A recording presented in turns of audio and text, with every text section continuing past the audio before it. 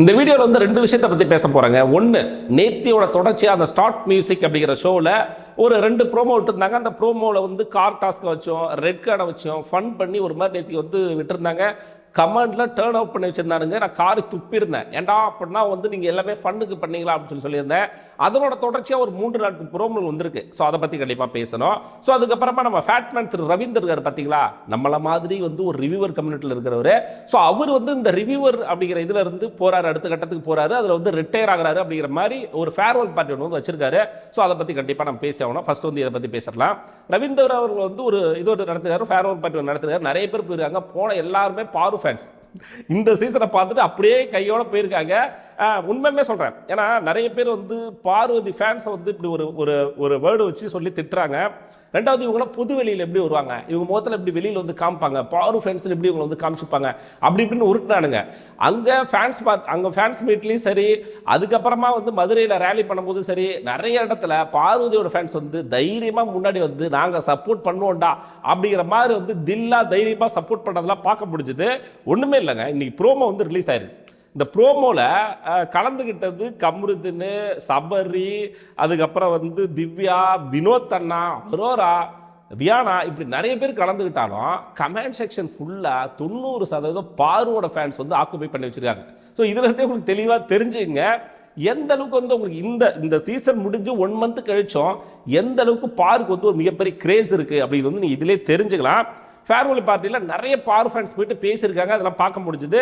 அதில் வந்து நம்ம ஃபேட்மேன் ரவீந்தருக்கு வந்து நம்ம ஒரு வாழ்த்துக்களை தெரிவிச்சுப்போம். ஏன்னா வந்து இந்த ரிவ்யூவர் நான் வந்து ஆரம்ப காலகட்டத்தில் வந்து பார்க்கும்போது எனக்கு ஒரு சீசன் வந்து இவர் சொல்கிறது கரெக்டாக தோணும், இன்னொரு சீசன் வந்து இவர் சொல்கிறது தப்பாக தோணும், அடுத்த சீசன் வந்து சரின்னு தோணும். இப்படி மாற்று கருத்துக்கள் அதிகமாக இருந்தாலும் கடைசியாக நான் இவர்கிட்ட அண்டர்ஸ்டாண்ட் பண்ணிக்கிட்ட ஒரே ஒரு விஷயம் என்ன அப்படின்னு சொல்லி கேட்டிங்கன்னா, ஒரு ரிவ்யூவர்கிட்ட நான் கற்றுக்கிற விஷயம் என்னன்னு சொல்லி கேட்டிங்கன்னா, நீங்கள் ரிவ்யூ பண்ணுங்க, பட் ஆனால் எமோஷனலாக கனெக்ட் ஆகாதீங்க. எந்த இடத்துல நீங்கள் எமோஷனலாக கனெக்ட் ஆகாமல் இது ஒரு கேம் ஷோவை ஜஸ்ட் கேம் ஷோவாக பார்த்தீங்கன்னா நீ எல்லா விதத்துலேயும் உன்னோட விஷயத்தை வந்து நீ எடுத்து வைக்கலாம். இப்போது ஒரு எடுத்துக்காட்டு சொல்கிறேங்க. இப்போ எல்லாருமே வந்து பாரு வந்து சப்போர்ட் பண்ணுறாங்கன்னு சொல்லிட்டு ஃபேட்மேனை திட்டுறீங்க, ஏன் என்னை கூட நிறைய பேர் திட்டுறீங்க, இன்னும் சில யூடியூபர்ஸை திட்டுவீங்க. பட் ஆனால் நாங்கள் எப்படி பார்க்குறோம் அப்படின்னா, அது கேம் ஷோ. அந்த கேம் ஷோவில் அவங்க எந்த அளவுக்கு அவங்களோட பங்களிப்பை கொடுத்துருக்காங்க, எந்த அளவுக்கு அந்த கேம் ஷோவை ரன் ஆகிறதுக்கு அவங்க உதவி இருக்காங்க, எந்த அளவுக்கு அவங்க என்கேஜ் பண்ணியிருக்காங்க, எந்த அளவுக்கு அவங்க அந்த ஷோவில் வெளியில் தெரியுறாங்க, அவ்வளோதான். ஒரு விஷயம் நடக்கும் பொழுது இப்போ வெளியில் உங்களை நம்ம பார்த்துருப்போம், வெளியில் பார்த்தாலும் உள்ள ஒரே மாதிரி இருக்காங்களா, இல்லை வெளியில் ஒரு மாதிரி இருக்காங்க உள்ள ஒரு மாதிரி இருக்காங்களா, இதை பேஸ் பண்ணி தான் நம்ம சப்போர்ட் பண்ணுறோம். கரெக்டுங்களா? இப்போ பார்வை எடுத்துக்கிட்டிங்கன்னா வெளியிலேயே போல்டாகவும் இதே மாதிரி நிறைய சர்ச்சையில் சிக்கியிருக்காங்க, நிறைய விஷயங்கள் வந்து எடுத்து சொல்லியிருக்காங்க. சேம் லைக் அதே மாதிரி உள்ள எப்படி வெளியில் இருந்தாங்களோ அதே மாதிரி இருந்தாங்க. அதுக்கு பேர் தான் ரா அண்ட் ரியல். நிறைய பேர் வெளியில் வந்து ஒரு மாதிரி தன்னை காமிச்சிக்கிட்டு உள்ளே போயிட்டு தன்னை ஒரு மாதிரி, ஒரு எக்ஸாம்பிளுக்கு விக்கல் சிகரம்னா வந்து நான் வெளியில் பார்த்த ஆங்கிலே வேற, ஒரு கமெடியனா, ஒரு ஸ்டாண்டப் கமெடியனா, ஒரு முற்போக்குவாதியா, பல விஷயங்கள் வந்து நான் பார்த்துருக்கேன். பட் ஆனால் அதே விக்கல் சிகரம் வீட்டு உள்ளார போகும்போது அப்படியே நான் வந்து வேற ஒரு ஆங்கிளில் பார்க்குற மாதிரி இருந்துச்சு. அது வந்து ஒரு பிற்போக்குவாதியா, ஒரு மாதிரி வந்து எப்படி சொல்றது, ஒரு பன்மவாதியா, ஒரு வக்ரமா, இப்படி நிறைய ஆங்கிளில் பார்க்க முடிஞ்சுது. இதுதான் ஃபேக்கு, இதுதான் ரியல். ஸோ அதனால தான் பாருக்கு ஸ்டில் ஆர்கானிக்காக நிறைய ஃபேன்ஸ் வந்து சப்போர்ட் பண்ணுறாங்க. ஸோ இதை தான் ஃபேட்மேன் திரு ரவீந்தர் அவர்கிட்ட நான் கற்றுக்கிட்ட விஷயம். கேம் ஷோவாக பார்த்து ரிவ்யூ பண்ணணும் அப்படிங்கிற விஷயம். அவருக்கு அடுத்த கட்ட வாழ்க்கைக்கு வந்து வாழ்த்துக்கள் சொல்லிக்கிட்டு இப்போ இந்த விஷயத்துக்கு வருவாங்க. அந்த ஸ்டார்ட் மியூசிக் அப்படிங்கிற அந்த அடுத்த கட்டமாக ஒரு 2-3 ப்ரோமோ ஒன்று விட்டுருக்காங்க.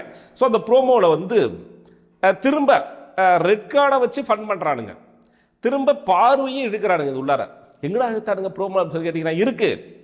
ஃபர்ஸ்ட் எடுத்தோடனே ரெட் கார்டை காமிக்கிறானுங்க. முழுக்க இந்த ஷோ அப்படிங்கிறது இது எல்லாமே எதை மையப்படுத்தி எதை கோரா வச்சு போகுது அப்படின்னு சொல்லி கேட்டிங்கன்னா, ஒன்று ரெட் கார்டு இல்லைன்னா கார் டாஸ்க்கு. இதை தாண்டி உள்ள பிக் பாஸ் சீசன் 9ல் இன்னும் ஒரு 2-3 வருஷம் கழிச்சுங்க, ஒன்றுமே இல்லை, சீசன் 9 அப்படின்னு சொல்லி கேட்டிங்கன்னா பாரு கம்ருதி வினோத் முடிச்சு விட்டு போயிட்டே இருப்பானுங்க. சரி உள்ள என்னடா நடந்துச்சு, ரெட் கார்டு கார் டாஸ்க்கு, அவ்வளோதான்.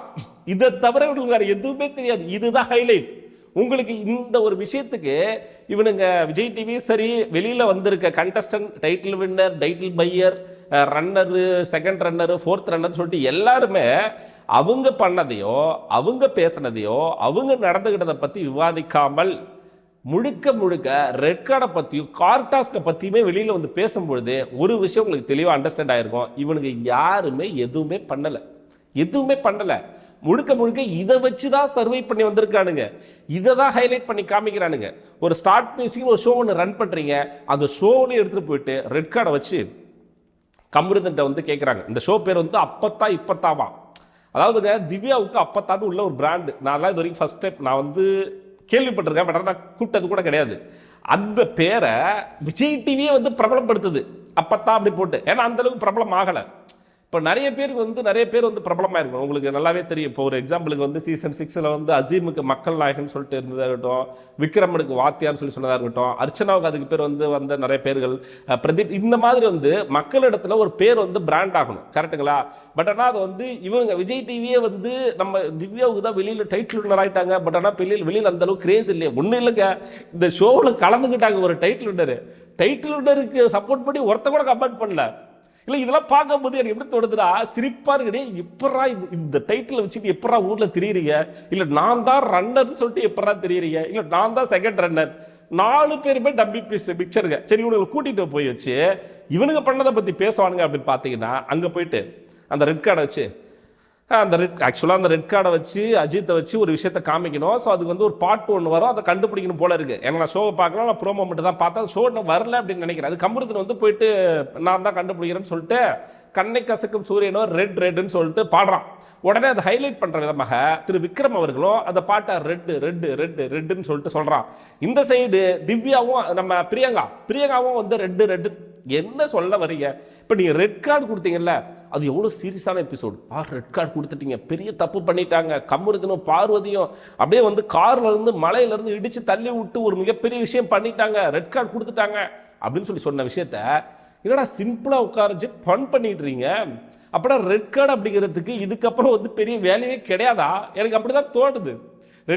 பிரதீப் பாண்டனிக்கு ரெட் கார்டு கொடுத்த அந்த சீசன் கூட இந்த அளவுக்கு பண்ணலங்க. ஏன்னா பிரதீப் பாண்டனிக்கு ரெட் கார்டு கொடுத்த அந்த சீசன்ல பிரதீப் பாண்டனை தவிர்த்து அர்ச்சனா மேல வந்துட்டாங்க, ஃபீட் வந்துருச்சு. இப்போ பிரதீப் பாண்டனியை மறந்துட்டு எப்படி மக்கள் பார்க்க ஆரம்பிச்சாங்க? பிரதீப் பாண்டனிக்கு அப்புறமா அர்ச்சனா, பிரதீப் பாண்டனோட அடுத்த வருஷம் தான் அர்ச்சனா, நம்ம பிரதீப் பாண்டனோட ரசிகர் எல்லாருமே அர்ச்சனாவுக்கு தான் சப்போர்ட் பண்ணணும் அப்படிங்கிற ஒரு மைண்ட் செட் வந்தாங்களாங்க. சேம் லைக் அந்த மாதிரி யாரும் வராம ஸ்டில் அந்த ரெட் கார்டில் ஸ்டக் ஆகி மக்கள் அங்கேயே முடிச்சுட்டாங்க ஷோவை. அந்த ரெட் கார்டு கொடுத்த அந்த எபிசோட்லேயே முடிச்சுட்டு அவ்வளோதான்டா. இதுக்கப்புறம் ஷோ நடந்தா என்ன, நடக்கலாம் என்ன? பிடிச்ச 2 பேர், அதுக்கப்புறம் வினோத் அண்ணா பாக்ஸ் எடுத்துட்டு போறாரு. இது பிடிச்ச 3 பேர் வெளியில போயிட்டாங்க. இதுக்கப்புறம் நான் யாருக்குடா சப்போர்ட் பண்ணணும் அப்படிங்கிற மாதிரி வந்து மக்களே டயர்டாகி அதோட முடிச்சுக்கிட்டாங்க. ஸோ அதுக்கப்புறமா நடந்த விஷயங்கள் எல்லாமே விஜய் டிவியோட ப்ரீ பிளான். அதனால தான் அதுக்கப்புறம் நடந்த விஷயங்களையோ, அதுக்கப்புறம் நடந்த டைட்டில் பையரை பற்றியோ, இல்லை அதுக்கப்புறம் நடந்த ரன்னரை பற்றியோ இப்படியெல்லாம் எதை பற்றியுமே பேசாமல் முழுக்க ரெட் கார்டு. இது ஒரு பக்கம் இருக்க. இன்னொரு கிளிப்பில் ஒரு விஷயத்தை பார்த்தேன். ஒரு விஷயம், அந்த தண்ணி வந்து மூஞ்சில் தெளிக்குதுங்க. அதே ஷோவில் வந்து ஒரு டாஸ்க்கு போல இருக்கு. அப்போ வந்து கமருதன் போயிட்டு கர்ச்சிப் எடுத்து போயிட்டு கொடுக்குறான். கம்முனிதர் கர்ச்சிப்லாம் கொடுக்குற, வெளியில் போயிட்டு சண்டை கிட்ட எதுவும் வந்துடாது. அதாவது என்ன சொல்கிறாங்கன்னா, எனக்கு கர்ச்சிப் கொடுக்குற, வெளியில் போனால் பார்வதி அவங்கள்ட்ட சண்டை போட போகிறாங்க. இப்போ இந்த இடத்துல நீ பார்வதியை வந்து மேற்கோள் காட்டி பார்வதி வந்து இழுத்து அதில் ப்ரோமோவில் போட்டு அதை எடுத்து ஒருத்தன் கிளிப்பாக போட்டு அது கீழே வந்து உனக்கு கழுவி ஊற்றி எதுக்கு? பார்வை தாண்டி உங்களால் எதுவுமே பேச முடியல, கார் டாஸ்கை தாண்டி உங்களால் எதுவும் பேச முடியல, ரெட் கார்டை தாண்டி உங்களால் எதுவும் பேச முடியல, பண்ண முடியல. அவ்வளோதான் உங்களோட நிலைமை அப்படிங்கிறது. அவ்வளோதான். எனக்கும் இதை பேசி அழுத்து போச்சு நண்பர்களே. ரொம்ப பேசிட்டேன். நிறைய பேர் இதுக்கப்புறம் எதுக்கடா அதை பற்றி பேசிட்டு ஷோ பிடிச்சி ஒரு மாதம் ஆச்சுன்னா இவனுங்க விட மாட்டானுங்கல்ல. நானே விடணும்னு சொல்லிட்டு பார்க்குறேன். இந்த ஷோவை தாண்டி இந்த கடத்தை அடுத்த கட்டமாக போகணும்னு பார்க்குறேன். பட் ஆனால் திரும்ப இவனுங்க அந்த ரெட் கார்டு, கார்டாஸ்க்கு, பார்வதி, கம்முருதின்னு இதுலேயே சுற்றிக்கிட்டு இருக்கானுங்க விஜய் டிவி. அவனுக்கு என்ன பிரச்சனைன்னே தெரியல. நீ கொடுத்து அனுப்பிட்டு அதே விஷயத்தை வச்சு ஃபன் பண்ணுறனா எந்த அளவுக்கு இவனுங்க யூஸ் அண்ட் த்ரோ பண்ணியிருக்கானுங்க பாரு கமருதனை அப்படிங்கிறத நீங்கள் தெளிவாக புரிஞ்சுங்க. எனக்கு என்னென்னா, இதில் இந்த 3-4 ப்ரோமோ பார்க்கும்போது கமருதன் வந்து நல்லா ஜாலியாக என்ஜாய் பண்ணுறாங்க. சீரியஸாக பார்க்கும்போது ஹாப்பியாக இருக்கு எனக்கு. எப்படி அவங்க ஒட்டஞ்சி வெளியில் வரும்போதெல்லாம் நல்லா லெட்டர்லாம் வந்து ரொம்ப ஃபீல் பண்ணா. ஐயோ இவங்க நல்ல டேலண்டான பையனாச்சு, நல்ல இவனுக்கு நிறைய திறமை இருக்குது. நீங்கள் பார்த்துருந்தீங்கன்னா நல்லா பாட்டு பாடுவான், உள்ள ஆக்டிங்லாம் பண்ணி காமிச்சிருப்பான். அந்த புதுப்பேட்டை தனுஷ் மாதிரி ஒரு ஆக்டிங்லாம் பண்ணி காமிப்பான். அதுக்கப்புறம் மிமிக்ரி பண்ணுவான். இப்படி எல்லா விதமான திறமைகள் இருந்தும் இவன் ஒரு சின்ன விஷயத்தில் வந்து தப்பாக காமிச்சு விஜய் டிவி வந்து ஒரு மாதிரி பண்ணுறாங்களே அப்படின்னு சொல்லி பார்க்கும்போது திரும்ப விஜய் டிவி வந்து இவனை பேக்கப் பண்ணிக்கிட்டாங்க. சந்தோஷம், ஹாப்பி. எல்லாரும் ஹாப்பியாக இருக்கிறீங்க. எங்கள் வீட்டில் எல்லா நாளும் கார்த்திகிற மாதிரி வினோத் அண்ணா, கமருதன், வியானா, அந்த சைடு அந்த அன்பு கேங்க எல்லாருமே சேர்ந்து ஒன்றா இருக்கிறீங்க.